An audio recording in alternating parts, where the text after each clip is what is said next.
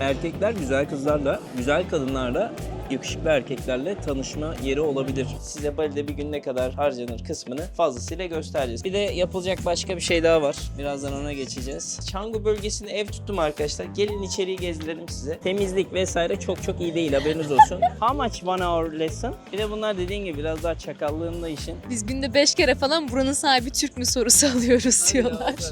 Sana bir şey söyleyeyim mi? Çok zevkliymiş ya. Ben ilk kez yapıyorum arkadaşlar. Buranın kendi yerel halkı gerçekten düşük maaşlarla burada geçim sağlamaya çalışıyor. Burada denize girmek bedava. Yani Türkiye'deki gibi her köşe başını parselleyen birileri yok. Yani normalde çok rutinde bizim yiyebileceğimiz şeyler değil. Merhaba, nasılsın? Nasılsın? İyi misin? İyi misin?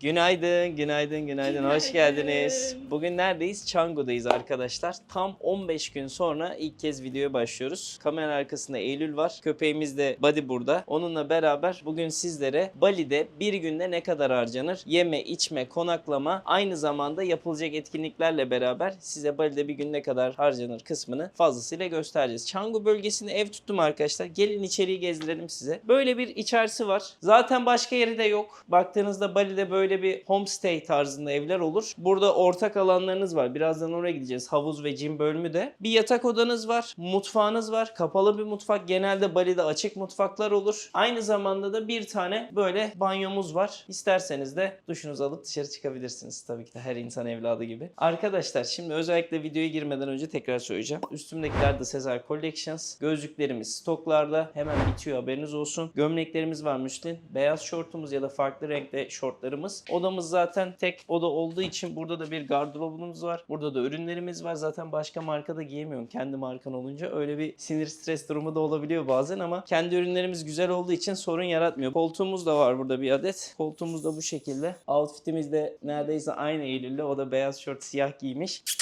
Ya Buddy. Şimdi gelin size ortak alanı gösterelim ama videoya geçmeden önce ne yapıyoruz her zamanki gibi? Lütfen telefonunuzdan alıyorsunuz. Şu an TV'den izliyorsunuz muhtemelen. Durduruyorsunuz videonuzu. Telefonunuzdan YouTube uygulamasını açıp Sezer Yılmaz kanalını takip ederseniz çok sevinirim. Bir tane de yorum, bir tane de beğeni yazarsanız ne hala. Yazmazsanız da canınız sağ olsun. Gelin hadi havuz bölgesini gösterelim. Bu evin şu anda kirası 23 euro arkadaşlar. Yani rupi ile kıyaslayacak olursak 450 bin rupi yapıyor şu anda. Yani 100 euroyu bozdurduğunuzda cebinize geçecek para gerçekten büyük bir para oluyor. O sıfırları falan atma mevzuları karışık. Gelin ortak alana gidelim. Şimdi 23 euro neye verdik? Konaklamaya verdik. Peki burada ulaşımı nasıl sağlıyoruz? Tabii ki de şu şekilde motosikletlerle. Benim arkada bu Eylül'ün motosikleti. Günlük 3-4 euroya kiralayabilirsiniz. Benzin parası da günlük 1 euroyu bile geçmez. Yani bayağı uygun, böyle komple fullüyorsun. 6-7 euroya benzinlikçilerde. Eğer böyle şişenin içinde doldurursan onlar daha maliyetli oluyor. Şimdi biz konaklamamızdan çıktık. Buraya geldik. Ortak alanda hemen böyle bir havuzumuz var. İsterseniz burayı da kullanabilirsiniz. Aynı şekilde sambetler vesaire de var. Ve burada bir oturma alanı. Orada da bar tarzı bir şey yapmışlar. İşte su falan da içebiliyorsun. Biz şimdi nereye gideceğiz? Rooftop'a. Burada gymler de pahalı. Hani çok ucuz da değil, çok pahalı da değil bence. Ortalama fiyatlar var. Tabii dünya devleti üzerine şu anda sahne evet çok iyi. Bravo oğlum. Tam zamanı, müthişsin. Eylül arkadaşımızı canı gönülden tebrik ediyoruz. Oğlumuz Buddy'yi de 3 evetle uğurluyoruz. Sabah ya. Sabah rutini böyle mi oluyor sizin? Öyle. Vay be. Bravo be. Genelde evlerin dışında da bu şekilde çöpler oluyor. Bilgi her zaman. Buddy hadi gel yukarı çıkalım. Yürü.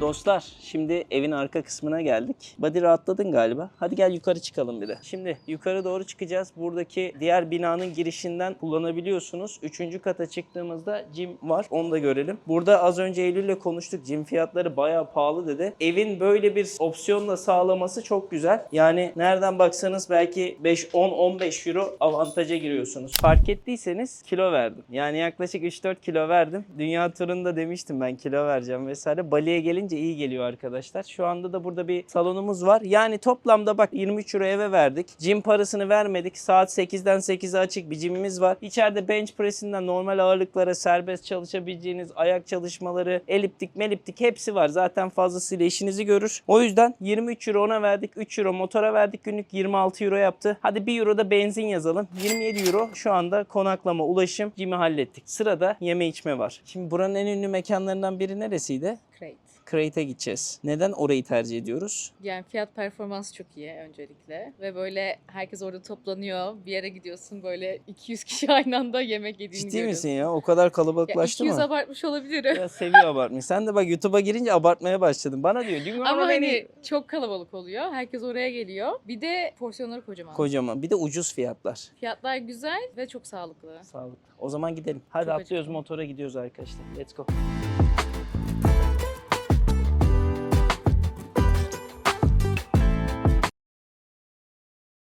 Panik yok, korkmayın. Videoda da bir sıkıntı yok. Bomba gibi bir bölüm sizleri bekliyor arkadaşlar. Ama bomba gibi olabilmeniz için güne neyle başlamanız lazım? Dark Blue ile başlamanız lazım. Bu videonun sponsoru Dark Blue'ya öncelikle teşekkür ederim. Çünkü benim dünya yolculuğumda bana sponsor oldular ve gerçekten çok iyi bir lezzetle sponsor oldular. Ben de bu markayı sizlere öne çıkarırken çok keyif duyuyorum. İster benim gibi şekersizini, İsterseniz klasik, isterseniz de farklı tatlar arıyorsanız mangolusunu ya da berilisini kullanabilirsiniz. Özellikle ferahlamak istiyorsanız, serinlemek istiyorsanız Dark Blue birebir arkadaşlar. Fiyat performans olarak şu anda diğerleriyle kıyaslayacak olsak gerçekten çok uygun fiyata kalıyor ve mükemmel lezzet. Yani ben hatta anlaşırken şey dedim, gerçekten lezzeti bana uygun değilse ben tanıtmam dedim. Şu an içerken çok keyif alıyorum. Özellikle spor yapıyorsanız benim gibi şekersiz de birebir çok düşük kaloriyle gününüzü daha da tazelendirebilir, enerjilendirebilirsiniz. Mutlaka dolabınızda bulunması gereken bir üründen bahsediyorum. Şimdiden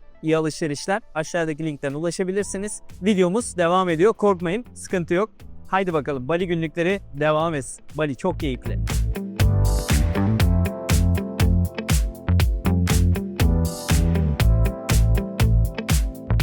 Şimdi dostlar, Crate'ye geldik. Nasıl yolculuktu? Her zamanki gibi. Şimdi burada fiyatları görüyorsunuz. Smoothie'ler 40, tostlar 70. Yani 70'i 20'ye bölerseniz fiyatlar çıkıyor. 3-4 euroya yemek yiyebiliyorsunuz. 4 euroya burada kahvaltı yapabiliyorsunuz. Smoothie içebiliyorsunuz. Ama şu anda burası da bayağı tıklım dolu. Evet Eylül. ben sayacağım 200 kişi olabilir gerçekten. 200 Bu kişi arada olabilir. şu an bu sakin hali. Sakin hala. Sakin hali. Muhtemelen biz Kesinlikle geç sakin geldik hali. biraz. Geç geldik. Bayağı geç geldik. Yani Bali'de insanlar kahvaltıyı 11'de değil 8'de ya da 7'de falan Aynen. yapıyorsunuz değil mi? Bir de hava kötü. Hava kötü olması da insanların dışarı çıkmaması demek. Yani bugün bayağı daha az. Yani oturacak yer bulamıyorsun normalde. Bugün bayağı oturacak yer var. Sen güne kaçta başlıyor? 6, Kaç yıldır burada yaşıyor? 3. Peki 3 yıl önce de böyle miydi Türkiye'deyken yoksa burada mı bu alışkanlığı edindin erken kalkma olayı? Hep erken kalktım. Hep erken. Zaten sen hep sporcuydun benim Evet. anladığım kadarıyla. Ben güne hep 6-7 başlıyordum. O zaman yiyelim ya. Yiyelim. Yiyelim. Hadi bir sipariş verelim. 2 tane farklı şey yiyelim. 3 tane farklı. 3 tane Bak farklı ne yapalım sipariş. biliyor Ne musun? yapalım? Bir tane smoothie bowl söyleyelim. Tamam.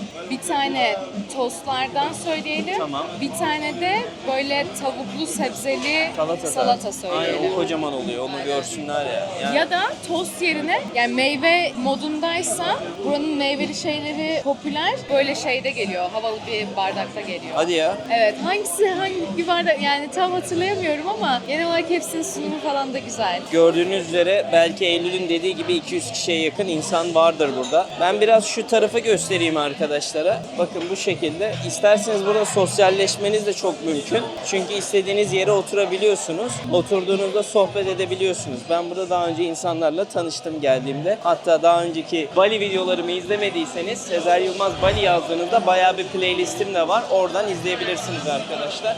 Bayağı uzun orası. Şimdi ne yapalım? Bu arada gözlük Sezer Collections çok iyi biliyorum.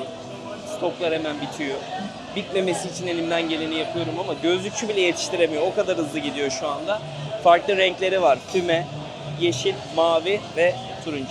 İyi alışverişler. Hadi biz sipariş verelim şurada.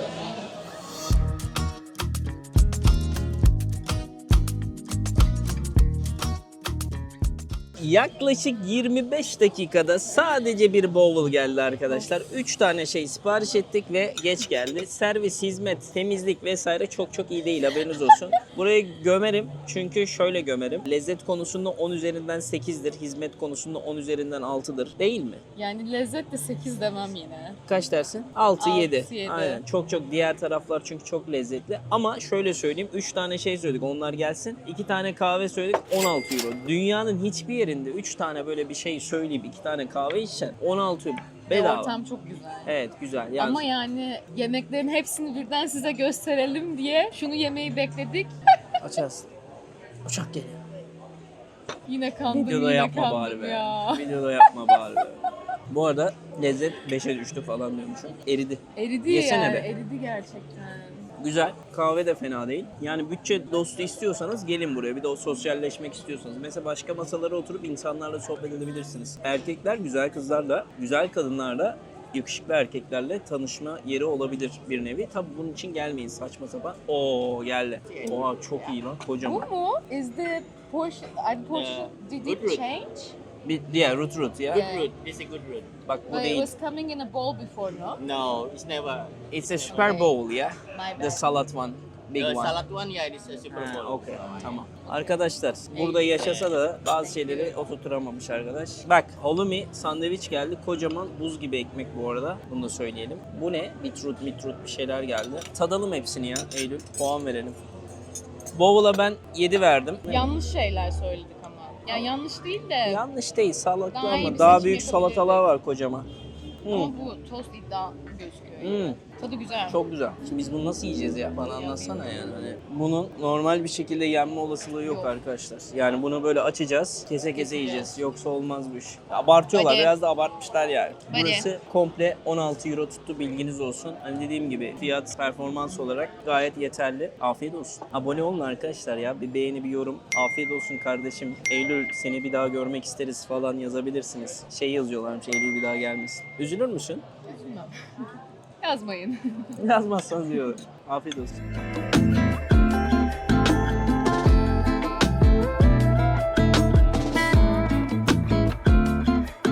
Şimdi nereye yürüyoruz biliyor musunuz biz? Okyanusa doğru yolculuk alıyoruz arkadaşlar. Burada denize girmek bedava. Yani Türkiye'deki gibi her köşe başını parselleyen birileri yok. Tamamen gidip istersen havlunu atıp uzanabilirsin. İstersen çok ucuz fiyatlara da şezlong tutup denize girebilirsin. Deniz güzel mi diye sorarsanız burası açık bir okyanus olduğu için insanlar buraya daha çok sörf yapmaya geliyor. Eğer denize girecekseniz Uluwatu ve Amet taraflarına gidebilirsiniz. Onlar biraz daha buradan uzakta. Canggu merkezde insanlar genelde surfboardlarını kiralarlar. Burada surf yaparlar. Sen surf yapıyor muydun? Ben yapıyorum ama burada değil, Kedungu'da yapıyorum. Kedungu buranın ilerisi mi oluyordu, gerisi mi? Sahil şeridinde kuzeyde kalıyor. Hı hı. Daha mı az dalga oluyor? Daha az insan oluyor. Daha az insan. Çünkü Burada insan çok- tehlikeli burada Evet, ya. çok turist var, bir de çok yeni başlayan olunca özellikle sörfte. Çarpışma. Evet.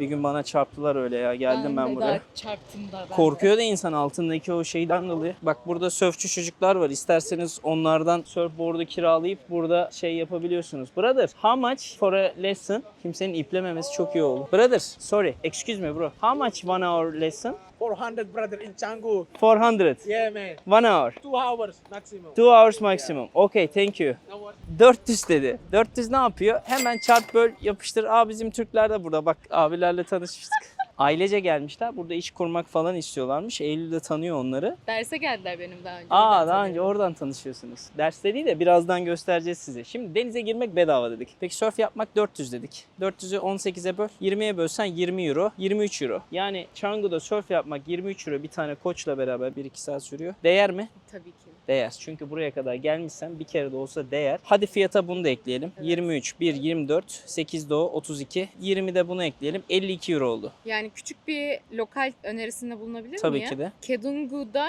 hem dalgalar daha...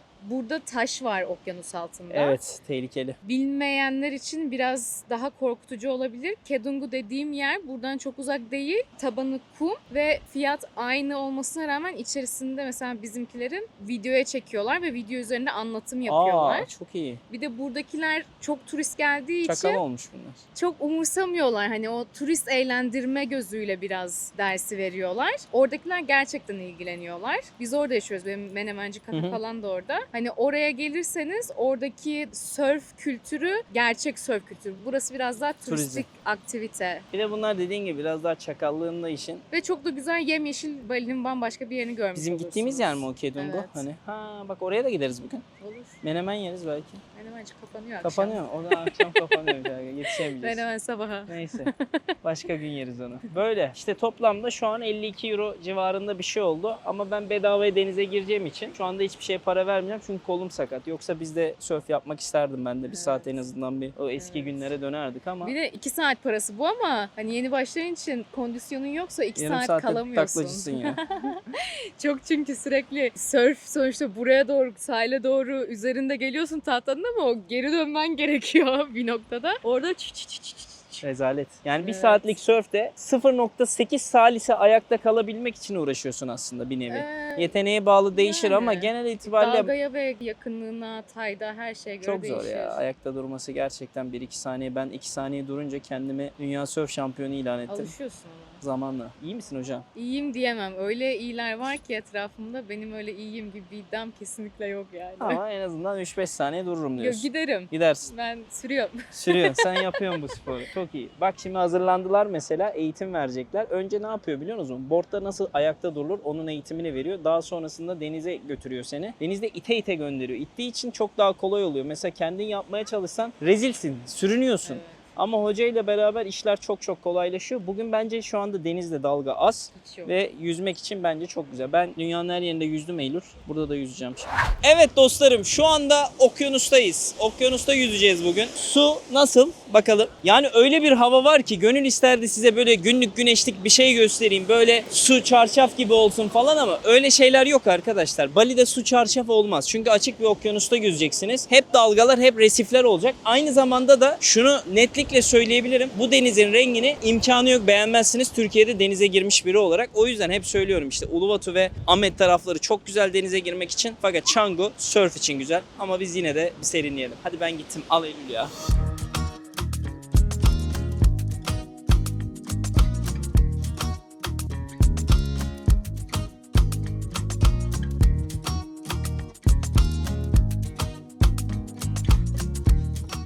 Evet dostlar, sonunda güneş çıktı. Girdikten sonra çıkması da bir garip oldu. Su çok güzel, tertemiz su. Yani girdiğinizde keyif alırsınız. Öyle inanılmaz büyük dalgalar yoktu şansımıza. Normalde bayağı büyük dalgalar da oluyor. Şimdi gidelim şurada bir şeyler içelim ya. Hadi.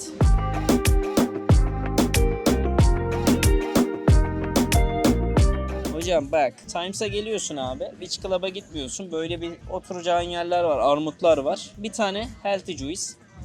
Of, dünyanın en iyi healthy juice'i olabilir. 45 bu. Yani 3 euro. Bir tane kokonat söylüyorsun fresh. O da 2,5-3 euro. Soda söylüyorsun. Yani 5, 7 de 9 de. 9 euroya yani kişi başı 4,5 euroya şu anda denize sıfır bir yerde. Yani bir 20 metre falandır yürüme mesafesinde. Köpeğinizle de gelebilirsiniz isterseniz. Biz Buddy'yi de aldık yanımıza. Oynuyor burada. Güzel yani. 3 euro da buraya yazın işte. Şu an toplam sörfü de yaptık saydık. Denize de girdik. Bir şeyler de içtik. 55-56 euroya tamamladık şu anda. Ne kaldı? Bir öğle yemeği yeriz ya da başka bir şeyler atıştırmalık yeriz. Sonra bir de akşam yemeği yeriz. Bir de yapılacak başka bir şey daha var. Birazdan ona geçeceğiz. Ha? Masaj. Masajdan önce senin etkinliğini yapacağız. Zıplayacağız arkadaşlar. Bir de masaj yaptırırız. Yani bence günlük 70-80 euroya kişi başı konaklama dahil Bali'de yapabilirsiniz eğlenceniz. Ki doya doya yaşadığınız bir günden bahsediyorum arkadaşlar. Afiyetler olsun. Eylül Hanım nasıl keyifler ya? Keyifler yerinde. Burayla ilgili şöyle bir bilgi vermek isterim. Hadi bakalım. Yani burası dünyadaki herkesin Bali'deki ilk geldiği yerlerden biri. Ama buraya Türkler özellikle çok geliyor. Ben buraya her geldiğimde bir Türk'le tanışıyorum. Ve burada sürekli Türkçe müzik çalıyor. Şu an çalmıyor ama burada sürekli böyle Türk sanat müziği tarzı. Sanat müziği. Evet. Enteresan remixlerle beraber Türk müziği çalıyor. Buradaki garsonlarla konuşuyorduk geçen. Biz günde 5 kere falan buranın sahibi Türk mü sorusu alıyoruz diyorlar. Güzel müzikler çalıyorlar ama hani en popüler yerlerden yine biri olduğu için burası da artık çok kalabalık. Yer bulmak çok zor oluyor. Tabii zorla oturduk mesela. Evet. Hele şu an hafta içi öğlen vakti. Sen bir de hafta sonu gör. Bak bir gün seninle ne yapalım biliyor musun? Lokaller burada bir gününü nasıl yaşıyor videosu yapalım. Hani ben buraya gelmiyorum mesela. Çok güzel. Böyle eşim, dostum, arkadaşım geldiğinde buraya geliyoruz. Ama hani kendi gündelik hayatımda gelmem. Evet. Evet, sıradaki etkinliğimiz Eylül'ün Bounce House arkadaşlar. Bali'deki en iyi etkinlik. Sana bir şey söyleyeyim mi? Çok zevkliymiş ya. Ben ilk Güzel kez değil mi? yapıyorum arkadaşlar. Ayağınıza bu şekilde ekipmanları alıyorsunuz. İlk başta ayağa kalkarken bir takla atacak gibi oluyorsunuz. Sonra Eylül dedi ki olay hareket etmek Sezer dedi. Yerinde durursan çok çok zorluyor dedi. Aynı zamanda sen bunu etkinlik olarak da yapıyorsun değil mi? Yerinde durduğunda da aslında kol kaslarını çalıştırıyorsun ve dengede tutuyorsun kendini. O da bütün kasların, küçük kaslarını çalıştırıyor aslında. Hocam kaç kuruş? Bugün fiyatlar önemli. Gel. Ben sana Endonez parasıyla söyleyeyim, sen çevir. Çevireyim. Bir de bizden gelenlere bir şey yap ya. De ki Yapalım. aynen. Sezer'den izledik geldik Sezer desin. 50 kodu yapalım. Tamam Sezer 50 kodu. 50K indirim yapalım. Tamam. İyi mi? 50K yaklaşık 2,5 euro falan yapıyor. Güzel indirim. Toplam 300K zaten. 300K 250'ye düştü arkadaşlar. 250'yi 18'e böldüğümüzde fiyat çıkıyor. Yani bugünün fiyatını eklediğimizde 250 bölü 18'den 14 euro civarında bir Zaten etkinlik. değerinden çok daha fazlasını gelince bulacaksınız. Tabii merak zaten şu ekipmanlar bile bir sürü paraymış arkadaşlar. Hani az çok Eylül'le biz zaman geçiriyoruz burada. Bir de o güzel etkinlik yaptığı için böyle daha farklı şeyler de yapıyorsunuz. Biz şu an biraz daha size özet gibi yapıyoruz ama Evet. genelde etkinlik ne kadar sürüyor? Etkinlik, düzenli derslerimiz var. Düzenli dersler 1 saat sürüyor. Bu verdiğim fiyat düzenli dersler için. Onun dışında festivallerimiz var. Festival burada açık Bombastik. alanda. Meditasyon yapıyoruz, nefes egzersizi yapıyoruz, buz banyosu yapıyoruz. Yani festivaller 1'le başladık ama o kadar çok talep var ki şu an 2'ye, 3'e, 4 gidiyor yani bu ay. İçinde yemek dahil oluyor. Açık Kahvaltı. büfe. Açık büfe Açık severiz. büfe. Türklerin en sevdiği şey. Bayılırım, bayılırım. Önce geliyorsun, Hı hı. meditasyon, nefes egzersizi. Sonra o sakinleyip insanlarla tanışıp kaynaştıktan sonra 30-40 kişi oluyor her festivalde en az. Sonra herkese ayakkabılarını veriyoruz. Ayakkabılarla beraber bir de üstüne kulaklık takıyoruz. Sessiz disco denen o kulaklıkları, silent disco kulaklıklarını takıyoruz. Ayakkabılarla ve kulaklıklarla beraber Zıplıyoruz. aynen bütün o buraya gelip eğlenmeyi seven insanlar hep beraber zıplıyorlar. Çok iyiymiş ya. Yemin ediyorum. Ter atıyoruz burada açık havada, arkada böyle bir manzara. Yanımızda havuz. Ondan sonra terledik. Hı hı. Terledikten sonra buranın en özel şeylerinden biri, Bali'nin en popüler etkinliklerinden biri buz banyosu. Hı. Buraya buz banyoları kurduk otelin içine. Buz banyosu yapıyor herkes terledikten sonra. Kendine geliyor, sonra tabii ki ne vakti? Yemek mi? Evet, o kadar terledik, enerji harcadık, buz banyomuzu yaptık. Sırada doyasıya limitsiz yemek var. Limitsiz. Limitsiz. Bu arada seversiniz. Ben bu otelde Bayılırız. kaldım. Gerçekten güzel. Etkinliğin yapıldığı alan da çok güzel. Havuzla falan etrafında. Evet. Hem şarkıyla hem enerjiyle hem de Eylül'ün sunumlarıyla beraber çok keyifli bir festival sizleri bekliyor. Aynı zamanda buraya geldiğinizde bütün gün etkinliğe katıldığınızda otel kullanımı, şezlongların kullanımı, havuzların kullanımı hepsi dahil. Aa çok iyi. Müthiş. Zaten fiyatlar da Bali'de çok uygun arkadaşlar. O yüzden sizler için Sezer 50 koduyla 300 yerine House'dan 250 ya da festival olursa yine festivale de bizden gelirlerse bir şey yaparsın hocam. Yaparım tabii. Teşekkürler. O zaman zıplayalım. Çok iyi. Ben bunu haftada 2-3 gün yaparım.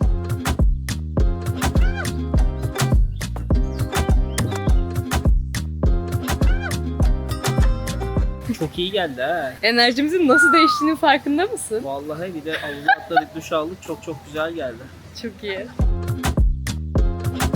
Şimdi dostlar sizlere Bali'deki 2 tane farklı kültürü anlatmak istiyorum. Karşında gördüğünüz yer Motion Cafe diye geçer. İnsanlar buraya sporcu yiyecekleri, keto diyeti yapmak için gelenler, bilmem ne veganlar, vejeteryanlar. Bir tarafta da yerelin gerçekten kendi yemeklerini yaptığı Warung yazan yerler vardır. Warung bunların kendi lokal yemeklerini sattığı yerler. Şimdi Endonezya'da yaklaşık 4,3 milyon insan yaşıyor. Pardon, Bali'de. Endonezya çok büyük, 300 milyonu geçkin. Şimdi Bali'de 4,3 milyon yaşarken bunun belki de %30'u, %40'ı ya da %50'si turistten oluşuyor. O kadar fazla turist yaşıyor burada. Lokallerin çoğu kuzeyde yaşar ya da farklı yerlerde yaşarlar. Zaten inanılmaz bir adaya hakim. 17 bin tane ada var Endonezya'da. Bali bunların en ünlüsü.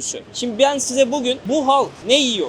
Ne kadar fiyata yiyor? Çünkü bu adamların askeri ücreti yaklaşık 200-250 dolardan başlıyor arkadaşlar. Yani ciddi anlamda burada gelir adaletsizliği var. Yani buraya gelen yabancılar kendi ülkelerinde digital nomad olarak, ben bile onlardan biriyim, euro, dolar ya da TL bazında iyi paralar kazanırken buranın kendi yerel halkı gerçekten düşük maaşlarla burada geçim sağlamaya çalışıyor. O yüzden de turistik bölgelerde çalışırken onları görmeniz çok fazla. Çünkü buralarda daha fazla para yapmaya çalışırlar. Şimdi bunların yemeklerini yiyeceğiz. Az bir şey alacağız ve fiyatlardan bahsedeceğiz. Lezzetleri de görmüş olacağız. Ben bunların yemeklerini seviyorum bu arada ama herkese hitap eden bir yemek değil. Çünkü Türkiye'den gelmiş bir adam çok fazla uygun bulmayabilir. Neden merkeze hitap etmeyebilir? Gelin göstereyim ben size. Şu şekilde yemekler var. Aslında baktığınızda bizim yemeklere yakın mı diyeceğim. Hiç alakası yok. Yani brokolisi var. Chickpeas nohut var. Mantar var. Patates var. Şurada chicken skewers var.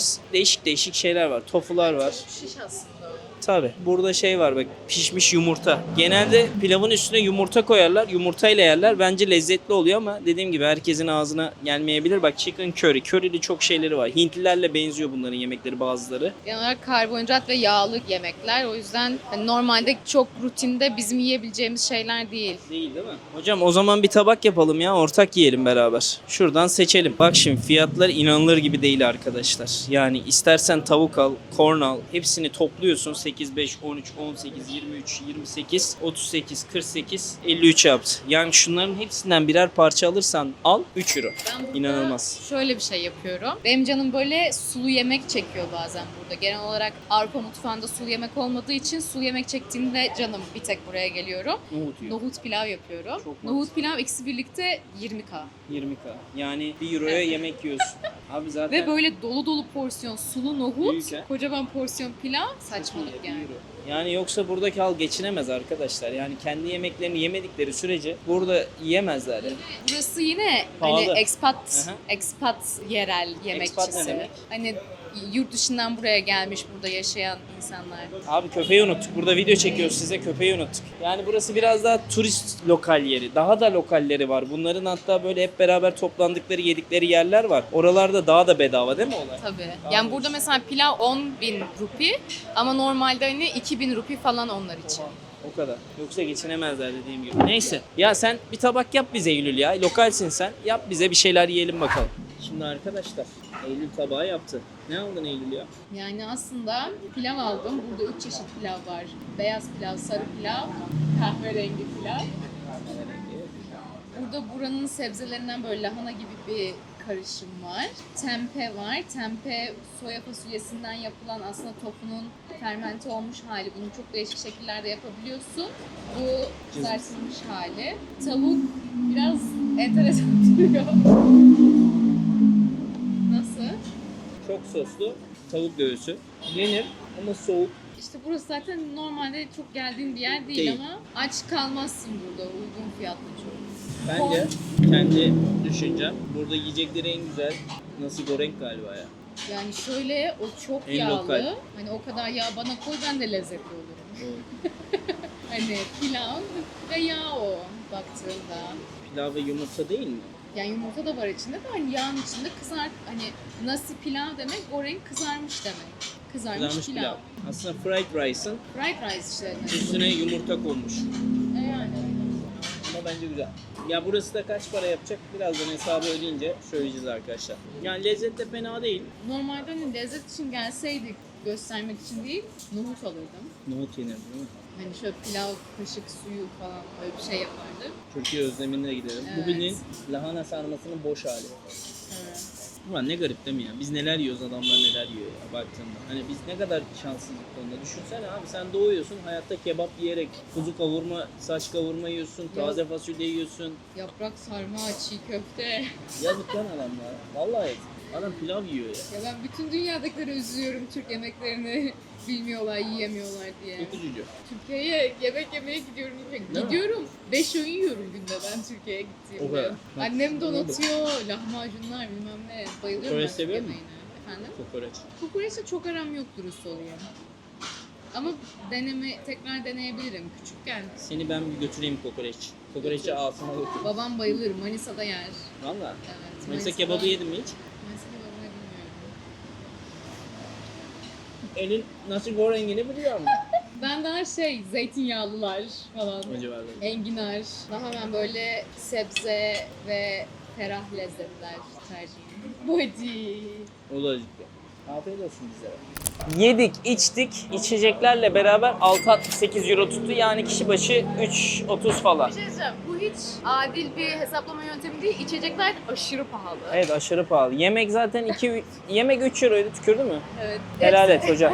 Hepsi toplam ne kadar tuttu bana onu söyle. 6.68 euro. Hayır. Yani yemeğin kaç tuttuğunu bulmak istiyorum. Yemek Çok ucuz. 3.5 euro bence. Gerisi İşte. içecektir ya. Gerisi içecekler Bitiremedik pahalı bile. burada. Bitiremedik, bir de üstüne İşte pahalı bir içecek işte. lezzet 10 üzerinden 6-5 falandı ya. 5 bile 5 bile değildi. Hani kırmak istemiyorum buradaki yerel halkı da, yani yazık bu insanlara. Ama güzel olanları var. Bugün İyi değildi. ben bir de doğru seçim yapmadım galiba. Ben bu konuda da yorum yapmak istemiyorum. Kendisi kameranın önünde şimdi. O gidince özel olarak oynayacağım. Şimdi biz kahve içelim. Kahve içmeye gidelim. Kahve Zin Cafe'ye gidelim. Hem buradaki insanların, dijital nomadlerin nerede çalıştığını da görsün insanlar ve kafenin ambiyansı da çok güzel. Yanında da ben belki spora giderim orada. Tamam. Gidersin. Sen çalışırken. Güzel. Hadi gidelim.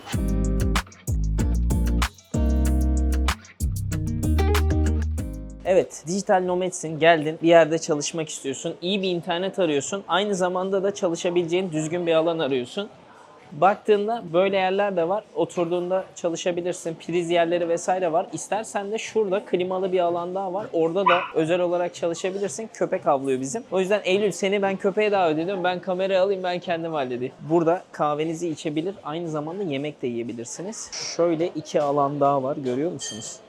Burada da bir alan var. Kahveler yaklaşık 2 euro, 2,5 euro civarında değişiyor. Zaten genel olarak Bali'nin fiyatları hep böyle 2 ile 2,5 euro arasında değişiyor. Burada da yaklaşık suyla beraber 7 euro falan ödeyeceğiz. Yani günde baktığınızda daha akşam yemeğine geçmedik ama konaklama dahil, ulaşım dahil günde 50 ile 60 euro arasında bir fiyat çıkacak. Ve sörfü de ekledik, bounce house'u da eklediğimizde hani biraz daha böyle etkileşim, işte aktivite yapacağınızda fiyatlar 80 ile 100 euro arasında değişecek. Yani Bali'ye geldiğinizde 7 gün kaldığınızda iyi bir konaklamada kalırsanız, yani böyle villa demiyorum, mesela benim gibi guest house'ta kalırsanız ya da otelde ve güzel yerlere gelip yemekler yerseniz, ortalama yerleri de gösterdik size kahvaltıda vesaire. Yani günlük 100 ile 150 euro arasında bir rakam harcayacaksınız. Ben size tam fiyatı da videonun sonuna doğru vereceğim. Burası çok güzel, inanılmaz, böyle bambudan yapılmış bir yerden bahsediyorum. İçeride insanlar bu şekilde oturmuşlar, bambuda çalışıyorlar. Bence çok çok şık tasarım ve insanların bu denli çalışması seni motive de edecektir. İstersen kokonatını söyle, iç burada. İstersen burada otur, yemeğini ye. İstersen de yan tarafta bisiklet yapabileceğin, pilates yapabileceğin, yoga yapabileceğin bir alanda da zaman geçirebilirsiniz. Yani Bali'de her şeyi bir arada bulmak mümkün. Motorunuzu da bu şekilde buraya park edebilirsiniz. Bali'de hiçbir otoparka kolay kolay para ödemezsiniz. Sadece genelde sahil kısımlarına giderken 5 rupi, yani 33 sent gibi bir para ödersiniz parklara da. Yani Bali'de tatil ve yaşamak çok uygun. Özellikle yaşamak istiyorsanız 1000 ile 1500 euro arasında bir rakamla yaşayabilirsiniz. O yüzden de dünyadaki çoğu turist, çoğu digital nomad ya Tayland'ı ya Bali'yi tercih ediyor ve son zamanlarda da Vietnam baya arttı. Şimdi ben bu bilgilerin hepsini anlatıyorum ama size bunları toplu şekilde Beni de Gezdirin'de gezi kartı olarak oluşturduk. Böylelikle ben ne anlattıysam Deniz'le beraber oluşturmuş olduğumuz kartın içinde gün gün ne yapmanız gerektiğine dair yer aynı zamanda uçak bileti, konaklaması ve bununla beraber yapılacak şeylere kadar turistik bölgelerdeki her şeyi hem görsel olarak bizim kendi YouTube kanallarımızın da olduğu o kartın içinde hem de aynı zamanda soru cevap şeklinde Deniz'le yaptığımız, yazıyla birleştirdiğimiz Beni de Gezdirin kartını alırsanız Bali kartıyla Bali'yi çok rahat şekilde gezersiniz. Kimseye de ihtiyacınız kalmaz arkadaşlar.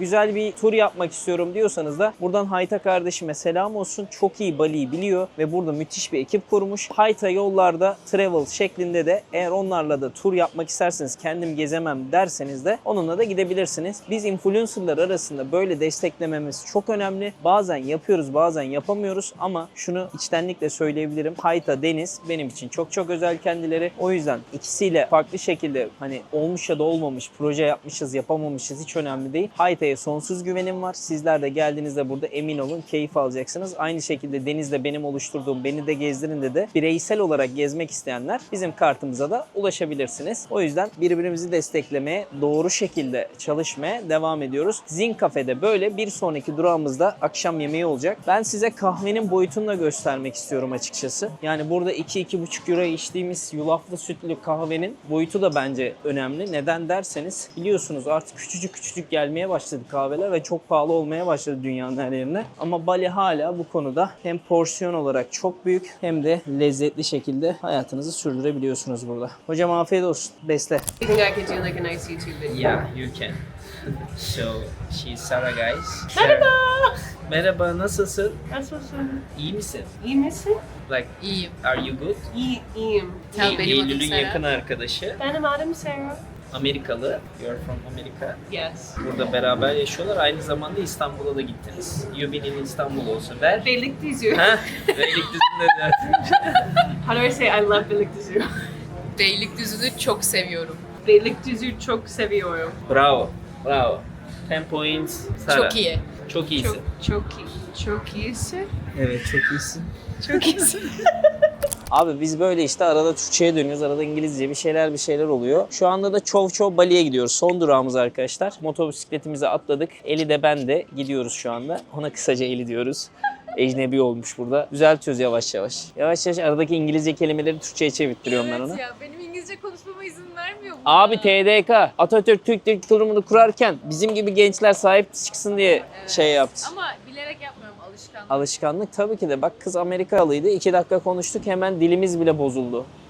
Sen bir de uzun yıllardır buna maruz kalıyorsun. Çok normal. Ben de çünkü Malta'dayken hatırlıyorum. Lan sürekli işte kızla date'e çıkacağım. Date'e çıkmak ne abi? İşte kızla görüşeceğim de geç yani. Hadi gidiyoruz. Chow Chow Bali. Son durak.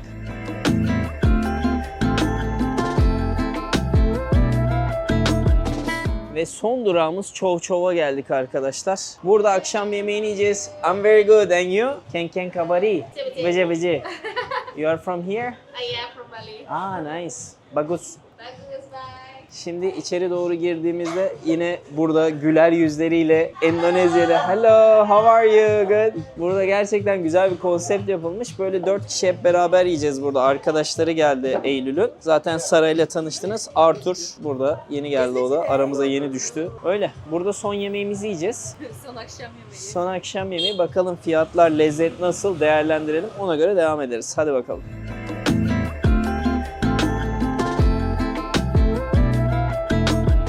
Şimdi arkadaşlar geldiği yemekler hem bun söyledik böyle etli hem tavuklu söyledik. 2 tane de sushi söyledik. 3 tanesi 110. Bunlar 130-150 kıvamında falan. Toplamda 2 kişinin yiyeceği maliyet 500-600 civarı. 500 deseniz hemen hesaplayalım sizler için. Yani yaklaşık toplam 25 ile 30 euro arasında. Kişi başı 10-15 euro civarında bir şey tutacak. 15 euro falan diye hesaplayabilirsiniz. Bol bol atalım biz bol keseden. Bir de lezzetlere bakalım. Şimdi Eylül bir sandviç yapıyor bize bakalım. Nasıl bir şey çıkacak görelim. Etlisi bu. Nasıl lezzet?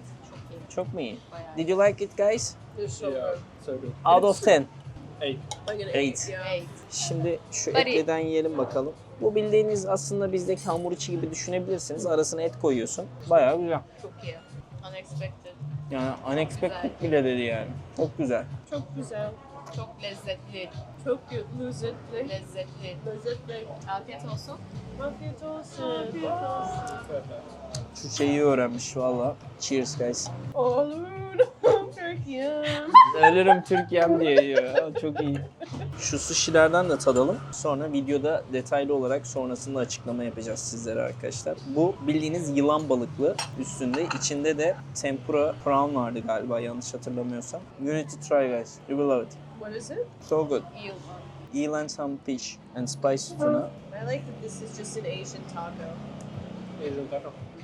Gerçekten çok güzel. Chow Chow Bali unutmayın. 10 puan verdim. Çok güzel. Do you want to say something guys? Merhaba. Merhaba. Benim adım Sarah. Günaydın. Günaydın. O zaman bize afiyet olsun.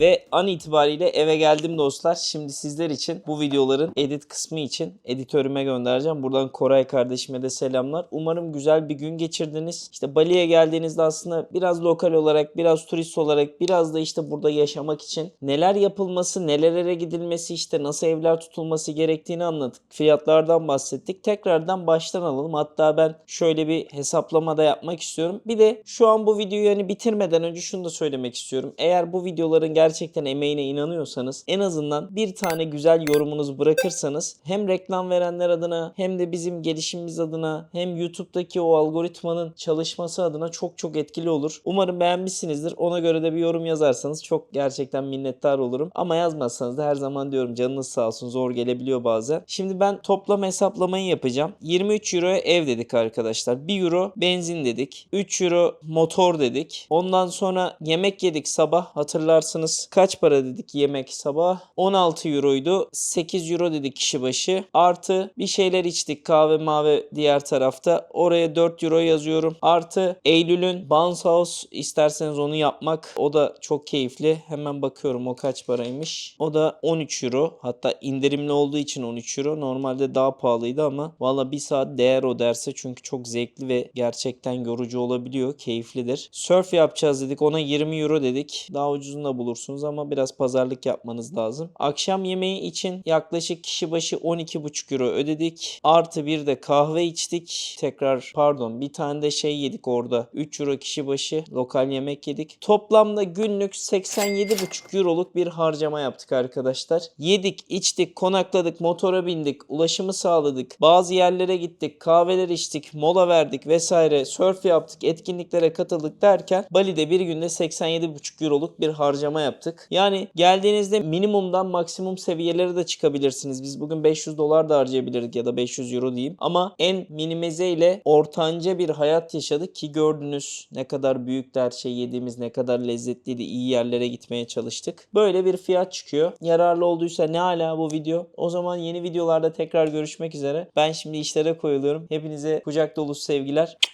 Bali'den çok öpüyorum sizi. Hoşça kalın. Yeni bölümde görüşürüz. Parmaktan sonra.